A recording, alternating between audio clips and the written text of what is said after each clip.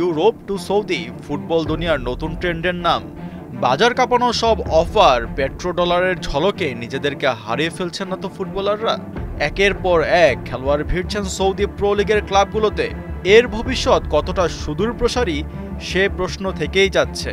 শুধু টাকার জন্য নিজেদের সেরা ভার্সনটা হারিয়ে ফেলছেন না তো তারা?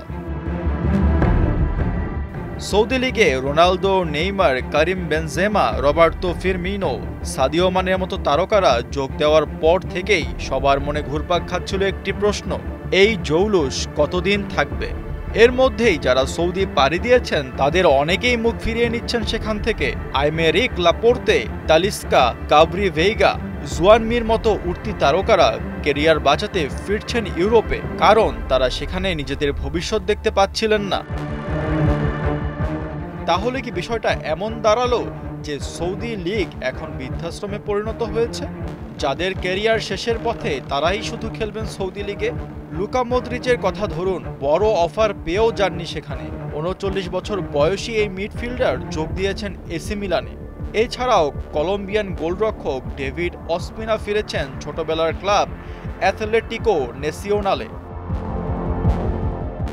চলতি ট্রান্সফার উইন্ডোতে জোয়াও ফেলিক্স ছাড়া নতুন কোনো বড় তারকা সৌদির অফারে সাড়া দেননি। ইউরোপে খেলা এই ফুটবলাররা সৌদির পরিবেশের সঙ্গে তাল মেলাতে পারছেন না। তাদের জীবনযাত্রার সাথে সৌদির পরিবেশ অনেকটাই অমিল। কারিম বেনজেমা বা রিয়াদ মাহরেজের মতো ফুটবলাররাও সেখানে থাকতে পারছেন না। বেনজেমা ক্লাব ছেড়ে যেতে চেয়েছিলেন, কিন্তু ইত্তিহাদের কর্মকর্তাদের কারণে পারেননি।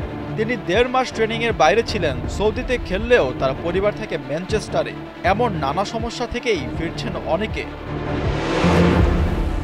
জন দুরান ৬ মাস আল নাসরে খেলে ফিরেছেন তুরস্কের ক্লাব ফেনারবাহচেতে।